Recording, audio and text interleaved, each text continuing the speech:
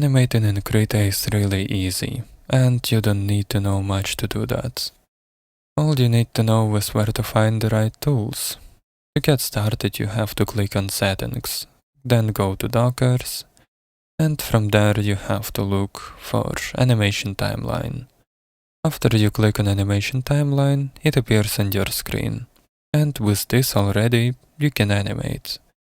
But I also recommend you go into Settings again, Dockers, and enable onion skins too. You can drag them somewhere here, resize them, and after you created your perfect animation workspace, you can save it by click Window, Workspace, New Workspace, name it whatever you like, and click OK. After that, it will appear in your workspaces. To access them, you should go to the top right section of your screen, and there is a button which says Choose Workspace. And from here you can switch between different workspaces. After you selected your animation workspace that you just created, you can start animating. To start animating, you have to click on this button which says Add Blank Frame. After you clicked it, you can see that there is a blank frame. And you can draw something on it. For example, I will draw number 1. And you might be wondering, what is this line which goes all across other frames? And that line means that this frame that we just drew is being copied to all the next frames. To stop that, you just have to click somewhere where you want it to stop and add another blank frame.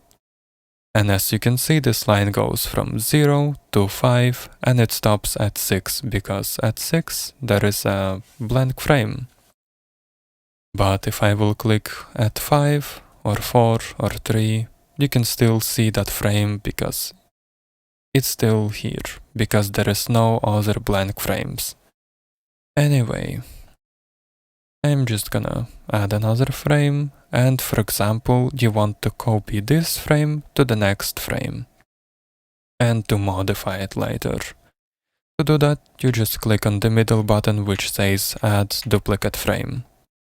So what it does, it just copies the previous frame to the current frame, and you can modify it, and as you can see, it's different. I don't know what else to say. I'm just gonna keep it simple, and I will add another blank frame as our start frame, and I will just draw number 3 on our start frame. So, if you want to see your frames, like your previous and next frames, to see what changes you need to do, that's why we added onion skins. To enable them, you just look for this light bulb on your layer. It says onion skins off. After you click on it, it's on. And as you can see, now we can see all our next and previous frames. So I'm gonna drag the previous frame here and the next frame here. So by being in the frame at the middle, you can see that the previous frame is red, the next frame is green. To change colors, we just go to the bottom right section where our onion skins are, and there is colors. Red one is previous frames, green ones is the next frames. You can click on these colors and change them. For example, the next frame for me is gonna be blue. I click OK, and it changed color.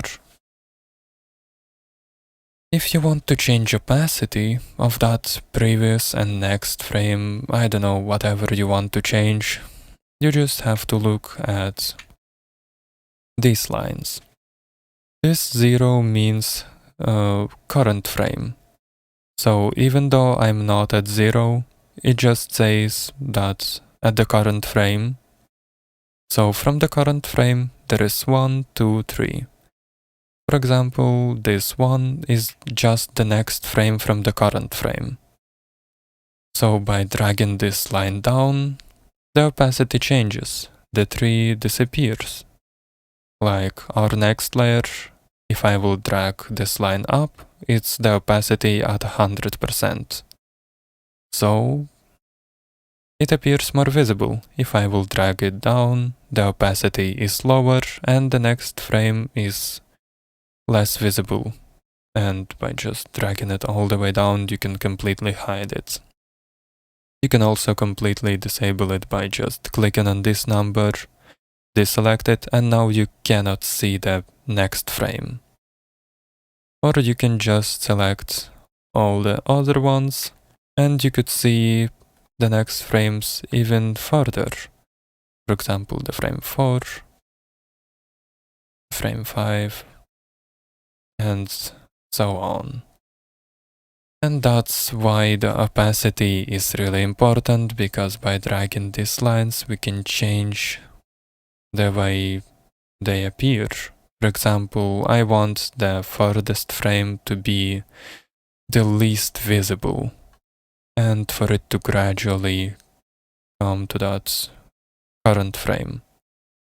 That's why we change opacity of these frames. If you don't want to try and, I don't know, put it back in place, you can just right click, reset, and it resets all the values. So yeah, that's how onion skins work. You can also disable them by clicking on that light bulb again. This light bulb also is active only for the frame that you clicked it on. For example, if I will do something on different layer, it will not be visible. Also, you always have to add blank frames, because if you won't do that, it will not be saved in your animation. So add new layer, blank frame, and from here you can start drawing something like this, this, and this. So yeah, back to onion layers.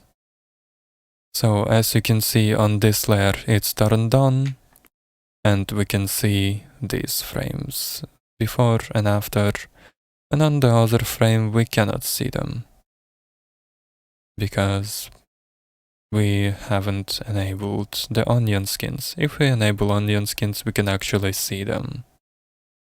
Anyway, also these frames that you, oh, not frames, layers, my bad. Layers may disappear sometimes. So to prevent that, you just have to enable this pin button.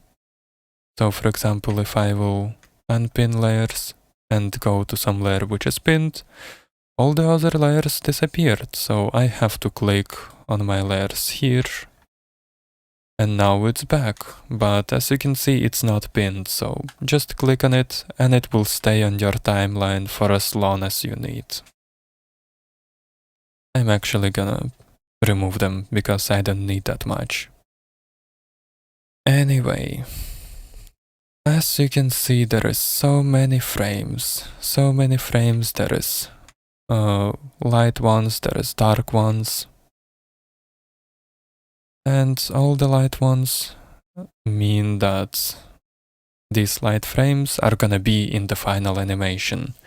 But we don't need that much. And to remove all of these excessive frames, we just click on this button, which says Animation Settings Menu. After we clicked on it, we can see different things, which says Clip Start, Clip End, and the frame rate. So Clip Start is from which frame your clip will start. For example, I can select it at 3 and let it be at 5. So now these frames are not gonna be in the animation, and only frame 3, 4, and 5 is gonna be rendered. But if I want the full animation to be rendered, I have to click 0, because it starts counting from 0. And if I want it to end at the frame 4, I just put the number 4 in the clip end.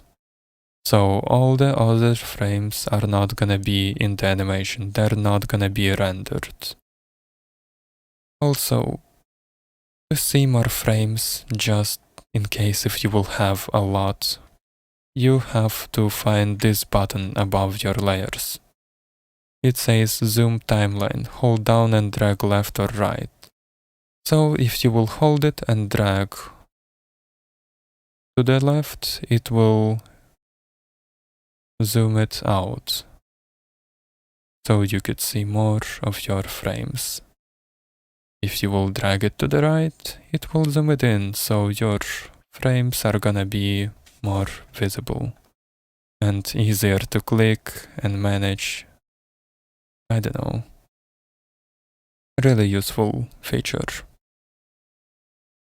Anyway, after you selected where your clip ends, where your clip starts, you can actually preview your animation. Just click on the play button, play and pause. You click on it and you can see that for some reason it's really fast. And to change the speed, you go to this button again, click on it and change the frame rate from 24 frames per second to, for example, 2 frames per second. And now it's gonna be much slower. If you're pleased with that speed, you can remove background, for example, if you need it to be in some different place, like if you want to put it above some things in your video editing program, you just remove background and after that you render. If you want to keep the background and render it as a standalone animation, you can just keep the background too. So to actually render it, now you should go to File. It's not export, it's not export advanced, it's render animation. Don't mistake these buttons. So for the animation you use render animation. You click on render animation and there is different options, but don't be scared by the amount of stuff that you're seeing. So the first group of settings is export as image sequence. It means that it will render your animation as different frames, like different images. Here there is a file format, you can change your file format, you can change your image location, you can change the base name. For example, if you want it to be named not frame but something else, you can change the name. For example, I don't know. And after that, you render it. Okay. And as you can see, it was named I don't know 0, I don't know 1, I don't know 2, I don't know 3, and 4. And you can view them as different images. So if you want to render the animation as a standalone animation, I don't know, like GIF, not an image sequence, you click on export as video and remove this image sequence because you don't need it. So export as video, there is your resolution, frames per second, filter. Filter is not really important. I mean, it kinda is, but you can just leave it as it is.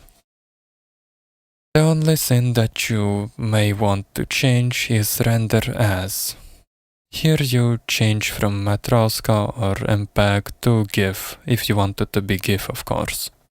Video location, for example, I will just select it where I would render it here. So after you did all of that, selected your render as, you just click OK, yes, and here it is. It is our animation that we just rendered, and that's all you needed to know about the basics of animating in KRITA. I really hope I helped. If I was wrong in some things, I'm sorry. Make sure to correct me. That's the end of the video. Thank you for watching. And also another thing, there is GIF log. If you're wondering what it is, it just shows some animation about some information about your animation. You can just delete it because you need only your animation. So yeah, that's it. Bye bye.